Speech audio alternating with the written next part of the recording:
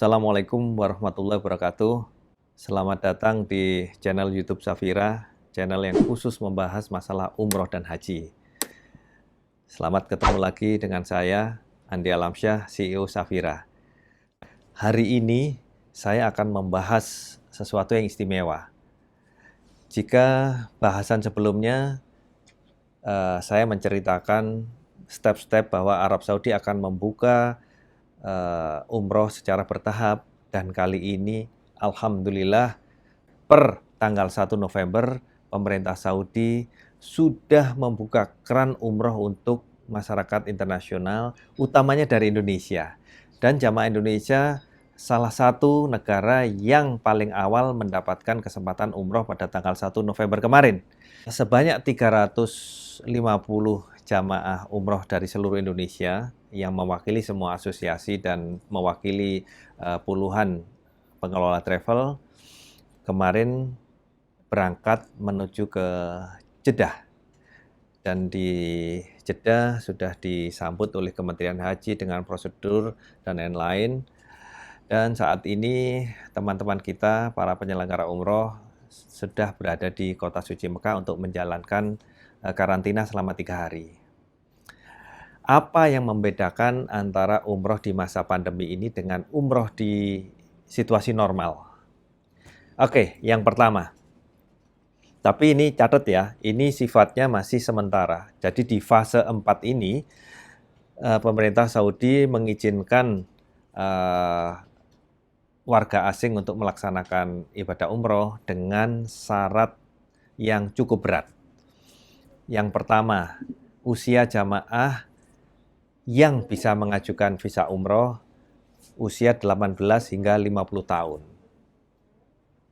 Loh, Pak Andi, ayah ibu saya usianya sudah di atas 50 tahun, nggak boleh umroh dong? Iya, nggak boleh umroh sekarang. Saat ini belum bisa, tapi nanti insya Allah diizinkan. Jadi ini fase 4 di masa pandemi. Nanti ada fase normal, insya Allah. Kapan itu?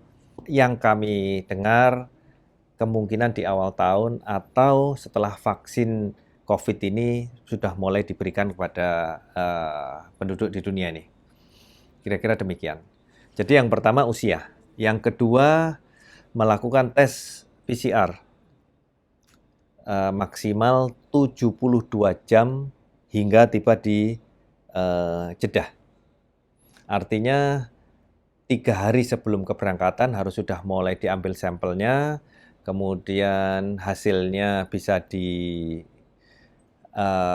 diketahui sehari kemudian besoknya berangkat. Sebagai contoh, jika jamaah berangkat tanggal 15 November yang akan datang, maka mulai tanggal 13 harus sudah diambil sampelnya, 14 hasilnya keluar, 15 berangkat.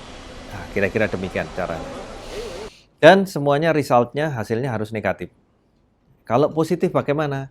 Kalau positif mohon maaf, tidak boleh berangkat ke tanah suci, tidak boleh berangkat umroh, dan harus melakukan perawatan sesuai dengan protokol COVID. Misalnya jika OTG ya melakukan karantina, jika ada penyakit dan lain-lain ya harus menuju ke rumah sakit.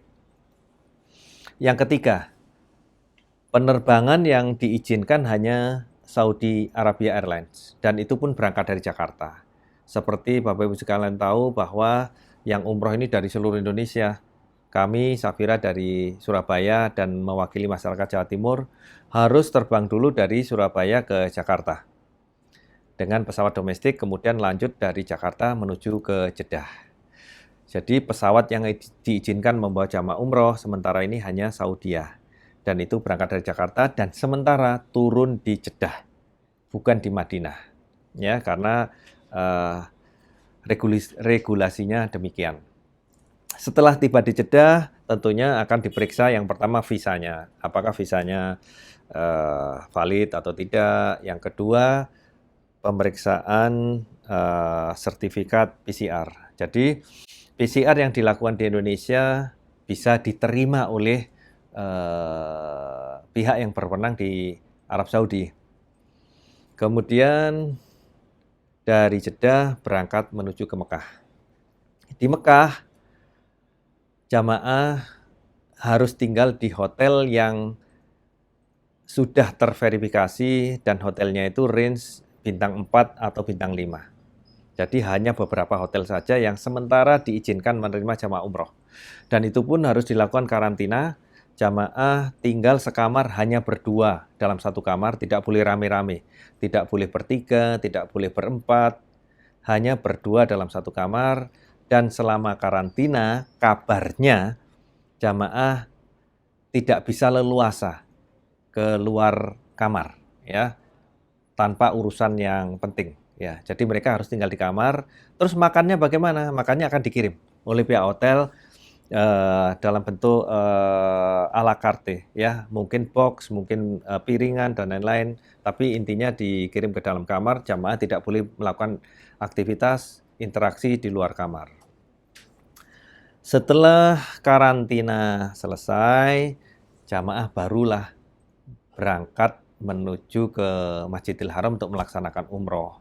Tapi yang perlu diingat bahwa yang pertama, jika jamaah berangkat dari Indonesia kemudian tiba di Jeddah, kemudian menuju ke Mekah, maka jamaah wajib untuk melaksanakan niat ikhram, berganti pakaian ikhram dan melafalkan niat ikhram umrohnya itu di Bandara King Abdul Aziz di Jeddah.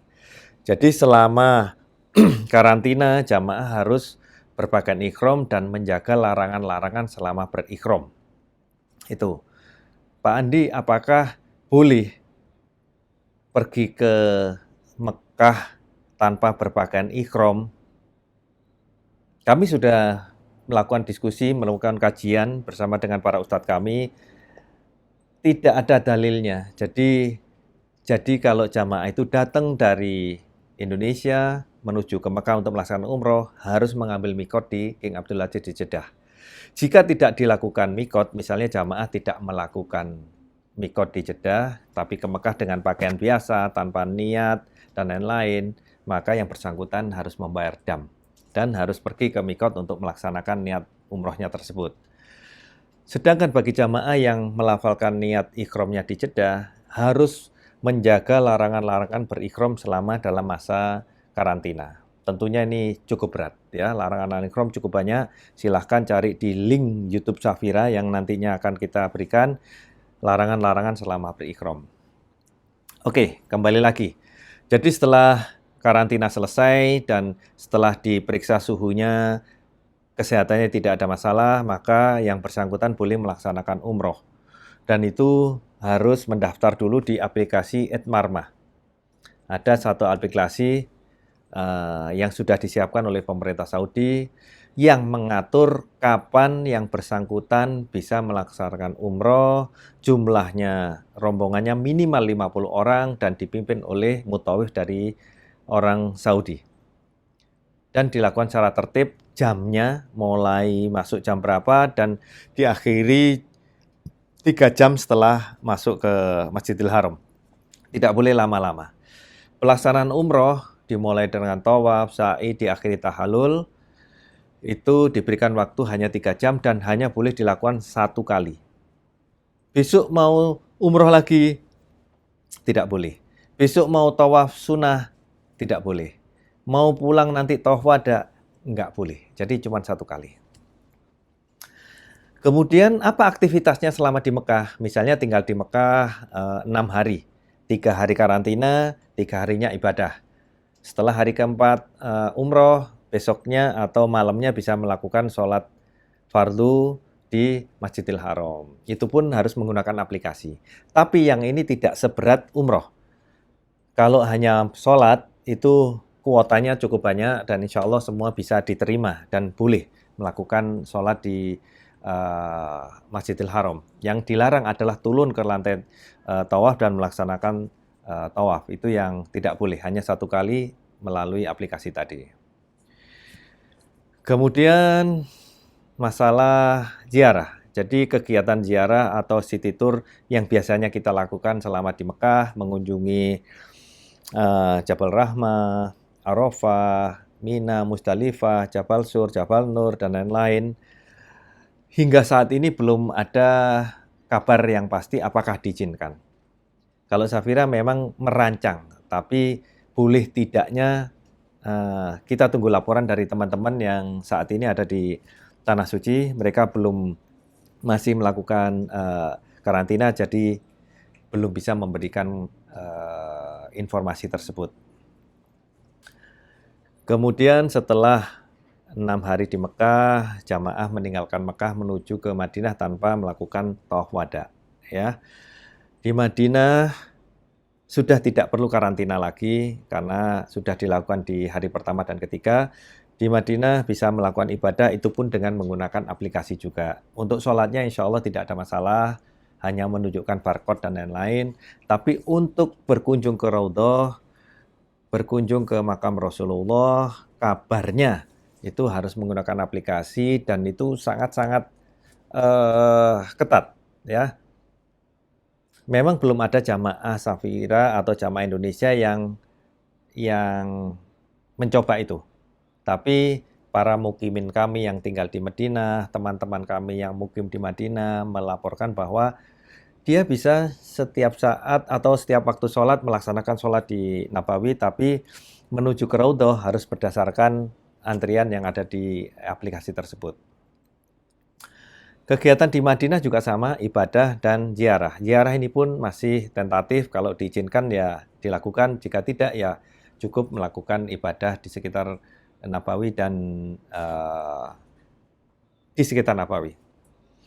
Kemudian pulang ke tanah air melalui Jeddah lagi.